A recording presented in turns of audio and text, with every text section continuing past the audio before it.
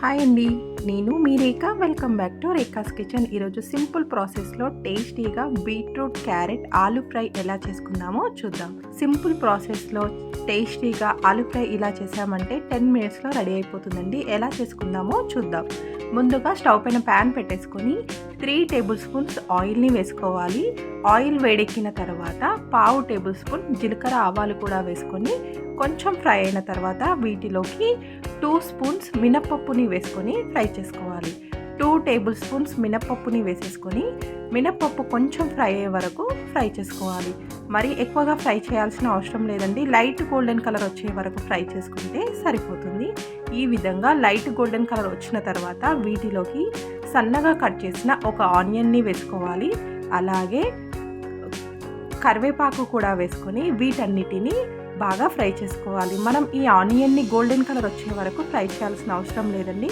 ఒక 1 minute fry చేసుకొని మనకు చిటికెడు పసుపు కూడా వేసుకొని ఫ్రై చేసుకోవాలి.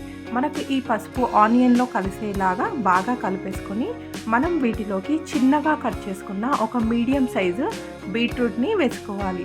ముందుగా బీట్రూట్ని వేసుకోవాలండి. మనకు క్యారెట్ ఆలు ఈజీగా ఉడికిపోతుంది. బీట్రూట్ కొంచెం ఉడకడానికి టైం పడుతుంది. అందుకే ముందుగా బీట్రూట్ని వేసుకొని ఒక 1 మినిట్ పాటు ఫ్రై చేసుకొని ఆ తర్వాత మనము 2 మీడియం సైజు క్యారెట్ని తీసుకొని చిన్న ముక్కలుగా కట్ చేసుకొని వేసుకోవాలి.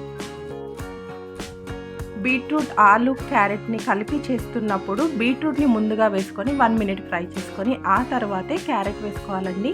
మనకు బీట్రూట్ ఉడకడానికి కొంచెం టైం పడుతుంది. అలాగే 2 మీడియం సైజు ఆలుని కూడా తీసుకొని ఈ విధంగా చిన్నగా ముక్కలుగా కట్ చేసుకొని కుక్ చేసుకోవాలి. వీటన్నిటిని ఆయిల్లో కలిసేలాగా ఒకసారి బాగా కలిపేసుకొని మనం మూత పెట్టేసి కుక్ చేసుకోవాలండి. మనకు మూత పెట్టడం వలన ఈజీగా మగ్గుతుంది.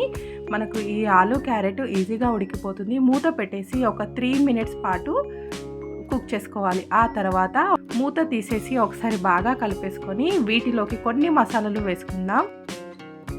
మన టేస్ట్కి సరిపడా సాల్ట్ వేసుకోవాలండి. 1 టీ స్పూన్ సాల్ట్ వేస్తున్నాను.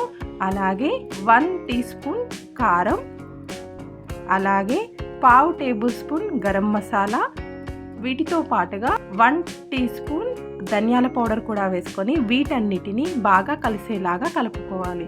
మనం మధ్యలో కలుపుతూ ఫ్రై చేసుకోవాలండి, లేదంటే అడుగు మాడిపోతుంది. మనం ఫ్లేమ్ని మీడియం ఫ్లేమ్లో పెట్టుకొని మధ్యలో కలుపుతూ ఒక 10 మినిట్స్ కుక్ చేసుకున్నామంటే మనకు ఈ కర్రీ రెడీ అయిపోతుందండి. ఈ విధంగా మసాలాలు వేసేసి బాగా కలిపేసుకొని మరొక 2 మినిట్స్ మూత పెట్టేసి కుక్ చేసుకోవాలి.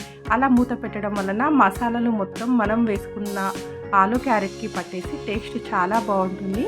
అలాగే సన్నగా కట్ చేసిన కొత్తిమీరని కూడా వేసుకొని ఒకసారి బాగా కలిపేసుకొని స్టవ్ ఆఫ్ చేసుకుంటే మనకు టేస్టీగా ఉండే beetroot carrot aloo fry ready అయిపోతుందండి. చూసారు కదా, సింపుల్ ప్రాసెస్లో ఇలా ఈజీ బీట్రూట్ క్యారెట్ ఆలూ ఫ్రైని రెడీ చేసేసుకోవచ్చు. కొత్తిమీరని వేసేసుకొని స్టవ్ ఆఫ్ చేసుకొని మనం బౌల్లోకి తీసుకుంటే మనకు టేస్టీగా ఉండే carrot beetroot aloo fry ready అయిపోతుందండి. చూసారు కదా, సింపుల్ ప్రాసెస్లో ఇలా ఈజీగా చేసేసుకోవచ్చండి. ఇలా చేసిన మనకు బీట్రూట్ క్యారెట్ ఆలూ ఫ్రై అన్నంలోకి అలాగే చపాతీలోకి దోశలోకి చాలా బాగుంటుందండి. సింపుల్గా ఇలానే రెడీ చేసేసుకోవచ్చు. మీరు ట్రై చేయండి. ఈ వీడియో కనుక మీకు నచ్చితే లైక్ చేయండి, అలాగే షేర్ చేయండి. మరికొన్ని కొత్త రెసిపీస్ కోసం రేఖాస్ కిచెన్ని సబ్స్క్రైబ్ చేసుకోండి. Thank you for watching.